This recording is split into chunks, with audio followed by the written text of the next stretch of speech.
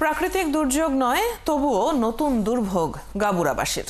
দিশেহারা দক্ষিণের সবশেষ ইউনিয়ন গাবুরার পূর্ব ডুমুরিয়ার হতদরিদ্র কয়েকশো পরিবার।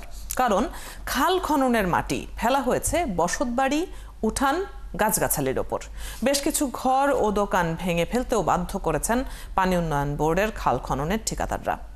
রিচার পিউরিফিকেশনের ক্যামেরায় উপকূলীয় অঞ্চলের সংকট নিয়ে সুশান্ত সিনহার 5 পর্বের ধারাবাহিকের শেষ পর্ব দেখুন আজ। সাতক্ষীরার শ্যামনগরের গাবুরা ইউনিয়নের মধ্য ডুমুরিয়া এলাকা।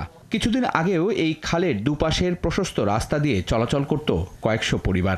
ভয়াবহ খাবার পানির সংকট সহ শত অভাবের মধ্যেও ছিল বাড়ির উঠান ঘেরা গাছগাছালি।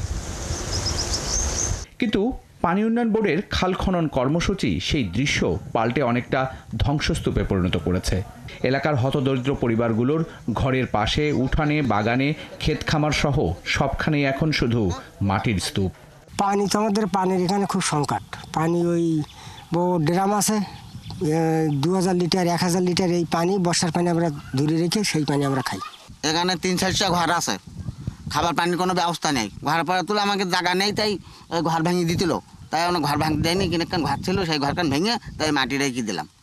ওই যে আমার ওই জায়গার ঘরও ভেঙে দিয়েছিল মাটি রাখার জন্য। তা আমি বললাম না, ঘর ভাঙা যাবে না, আমার এই জায়গায় যা ধরে সেইভাবে তুলি দাও মাটিটা। মানুষের প্রয়োজনে উন্নয়ন না উন্নয়নের প্রয়োজনে মানুষ, সেই প্রশ্নটা আরও একবার প্রশ্নবিদ্ধ করল পানি উন্নয়ন বোর্ডের এই খাল খননের সাথে যুক্ত ঠিকাদাররা। এখানে যে মাটির স্তূপ দেখছেন, এখানে বসতি ঘর ছিল, কোথাও কোথাও দোকান ছিল, কিংবা এই হতদরিদ্র মানুষগুলোর একটুখানি জায়গা জমি ছিল যেখানে সবজি কিংবা ফল গাছ লাগানো হতো। সেই সমস্ত জায়গায় এরকম মাটির স্তূপ ফেলে রেখেছে পানি উন্নয়ন বোর্ডের ঠিকাদাররা। তাই প্রশ্ন হচ্ছে, খাল কেটে কি কুমির ডেকে আনার সেই প্রবাদের প্রমাণ দিল পানি উন্নয়ন বোর্ডের ঠিকাদাররা? উন্নয়নের আবদারে কেটে ফেলতে বাধ্য করা হয়েছে অসহায় পরিবারগুলোর নারিকেল, আম, খেজুর সহ ফলের গাছগুলো। খালের মাটি ফেলতে খালপাড়ের বেশ কয়েকটি ঘর ও দোকান ভেঙে ফেলতেও বাধ্য করা হয়। এখানেই শেষ নয়, মরার উপর খাড়ার ঘা হিসাবে ক্ষতিগ্রস্ত পরিবারগুলোর কাছ থেকে ঠিকাদারের কর্মীরা আদায় করেছে 4 থেকে 6 হাজার টাকা করে।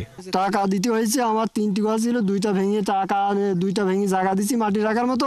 দেওয়ার পরে একটা ঘর রাখিছি, তারপরে তার জন্য আবার আমার কাছ থেকে 4000 টাকা নিয়েছে অন্যায়ভাবে। আমাদের বসতি ঘর ছিল, সেই ঘর ভেঙে বেকলারা মাটি রেখেছে। খাল কেটে মাটি দিয়ে একবারে মনে করেন যে চাল বরাবর তুলে দিছে, এই আর কি। তোমাদেরকে কি টাকা দিতে হয়েছে? হ্যাঁ, আমাদের বাসার থেকে 6000 টাকা দিতে হয়েছিল। টাকা দাও, টাকা যদি না দাও তো তোমার ঘর ভেঙে উঠি না। চারপাশে নোনা পানি, নেই এক ফোঁটা খাবার পানির যোগান। তাই বৃষ্টির পানি ধরে রেখে যাদের তেষ্টা মেটাতে হয়, রান্নার কাজে ব্যবহার করতে হয়, সেই পানি ধরে সংরক্ষণ করার জায়গাটুকুও মাটির স্তূপে ভরিয়ে রেখেছে পানি উন্নয়ন বোর্ডের খালকাটা ঠিকাদাররা।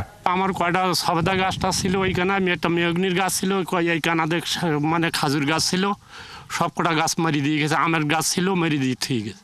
গাছগাছালি জিনিসপত্র কিছু নেই, সব ক্ষতি করে ঠিক গেছে। গাছগাছালি সব মারি দিয়ে গেছে, এরা ভেগু মাটি কাটতে পারবে না।